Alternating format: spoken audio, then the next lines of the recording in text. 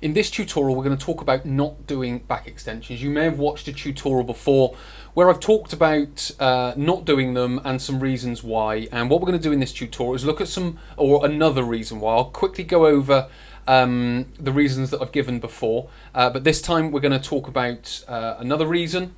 It comes from Low Back Disorder by Dr. McGill.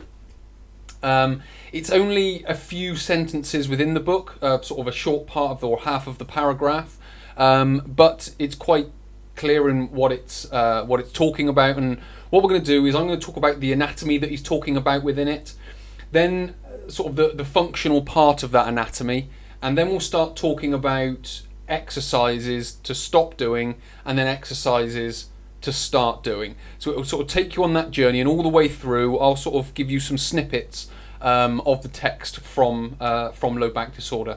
So let's get straight and stuck into it. As I mentioned in the introduction, we're going to be talking about the back extension and another reason not to do that exercise. So we're going to be focusing on these muscles here.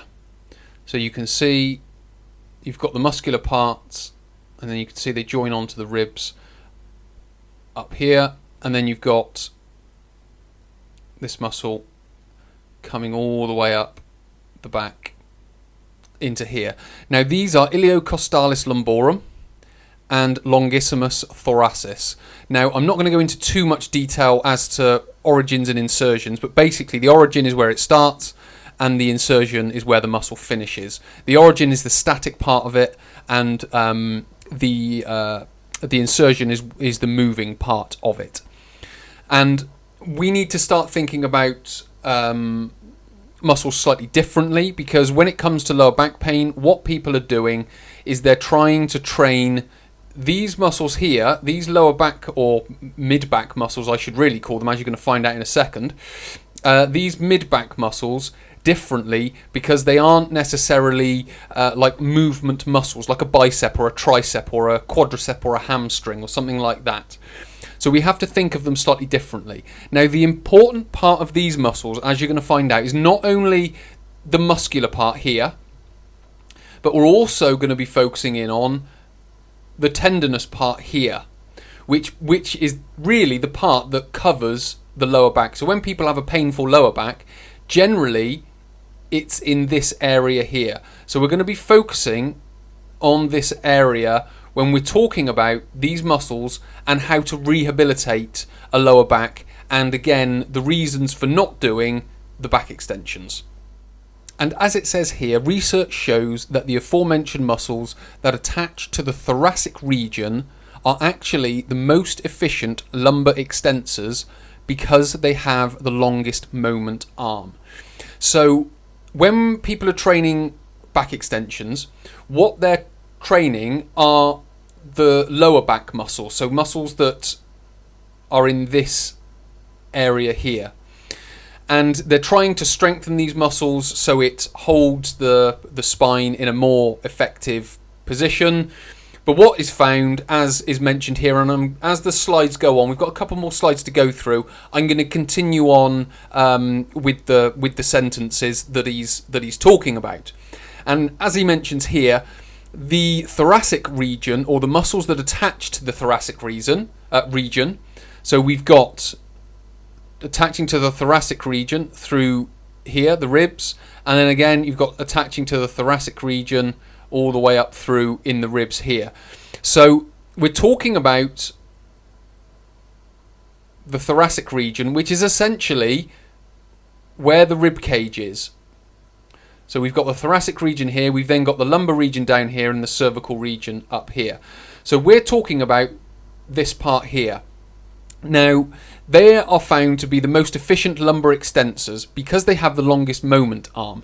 Now, what a moment arm is let's just say we're trying to tighten this bolt that's behind here. Now, if we hold down in this area, it takes a lot of effort to tighten it or untighten it, depending on what we want to use it for. So if we try and hold close to where the bolt is, it becomes very difficult to turn it in the direction that we want it to go.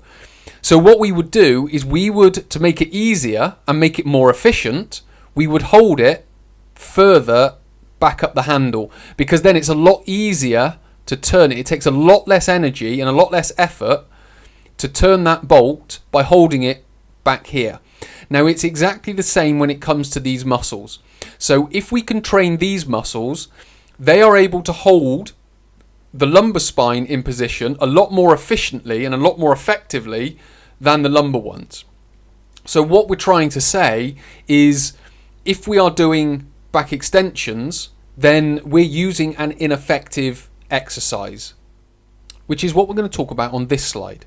And as you can see here, as it reads, training the lumbar extension mechanism must involve the extensors that attach to the thoracic vertebrae, whose bulk of contractile fibers lie in the thoracic region, but whose tendons pass over the lumbar region because they have the greatest mechanical advantage. So we need to train these muscles because they attach here. So this is essentially, the rib cage is essentially holding this muscle in position. The contractile fibers are essentially the muscle that he's talking about. So when they contract taut and tight, they are pulling on the rib cage from above, and they're then pulling on this tendinous sheath below, and that is holding the lower part of the back and the lower part of the spine and stabilizing it most effectively. So if we are just trying to contract these muscles by doing lumbar extension exercises, we're missing out on what these muscles should be doing for us, because we're not getting them to pull on these tendons, to pull on the thoracolumbar fascia, which is another sort of sheath that will be in this area. We're not getting them to pull that nice and tight. And as I mentioned before, the lumbar extensors, they would be holding this screw down here, so they're very inefficient at holding them in position. But if we can get the thoracic extensors going, then we're going to be using a much more efficient and yet much more effective mechanism to be not necessarily, I wouldn't like to say strengthening that area, but stabilizing that area. Because if we can strengthen these muscles here, they basically lock down on the rib cage from above, they lock down on this tendinous sheath below and hold everything in between in place. And finally, he goes on to say, thus exercises to isolate lumbar muscles cannot be justified anatomically or from a motor control perspective, because all the players in the orchestra must be challenged. So we're talking about, as I've mentioned in many of my videos before, we need to get multiple muscles working at any one time. So if we are looking at exercises on machines like this or machines like this, now this machine is sort of touted as the lower back rehabilitation machine, the best one on the planet. And you can see here, great big sort of seated area, great big mechanism on the side to adjust weights and the posture. And you know, if you've heard me talk about it before, if we're going from full flexion, which is what this machine will get you to do, so this is a sort of a milder version of it, so you'll come sort of bent forward into this position and then you'll push back into this position. So going from that position is a mechanism for disc herniation, so it's not good for the back anyway. It creates up to 6,000 newtons of compression around the spine, which is a lot of pressure around the spine. So that will be happening on this exercise, and this exercise, essentially crushing the lumbar spine. And from that perspective, it's not a great exercise. And then if we're isolating the muscles, we're not being efficient and effective at stabilizing the area, because we aren't using the thoracic areas, because we're isolating the lumbar areas using machines like this, and exercises like this. So one exercise that would be much more effective is the bird dog. So this is one of the exercises that Dr. McGill includes in his big three. I include it in sort of the 4 fundamental exercises that I give people. And what we're talking about is half the newtons of compression on the spine, because we're only using half the muscles, because we're lifting up one side at a time rather than lifting up all of it at the same time. So we're not getting that crushing effect. But what we're also getting, as we lift the arm, we're now starting to extend the thoracic spine, which is starting to activate the longissimus and the iliocostalis muscles.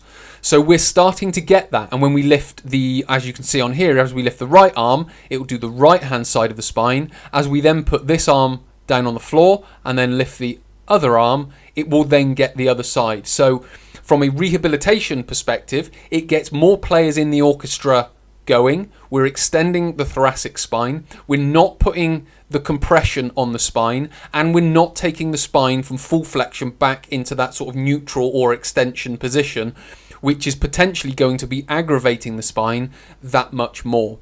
So that is, in some respects, another reason not to do these lower back isolating muscles. If you know gyms that have these machines and you're being asked to use them, then I would recommend you saying, I would rather not use these because it's not very good for my lower back. Same with this machine. It's exactly the same. This machine, as I've mentioned, has been touted as the lower back pain rehabilitation machine, and some specialist studios and therapy and clinics, or therapies and clinics, will use that machine to specifically rehabilitate lower backs. But unfortunately, it's not the most effective way of doing it. I'm just giving one exercise here. If you use my How to Overcome Lower Back Pain program, you'll get more of these exercises that use more of the players in the orchestra. It's also there to discover your lower back pain, because your lower back pain is specific to you. It makes then the treatment specific to you because you've been assessed and consulted with, and then your rehabilitation becomes that much more effective because we're treating the spine, we're treating the core as it was built to be treated, if that makes sense. So hopefully that's given you a better idea, and another reason to stop doing exercises like these three and start doing exercises more like the bird dog and this one. So many thanks for watching. I hope this has been helpful for you. My name is Chris from Christopher Holt Training. I will speak to you in the next tutorial.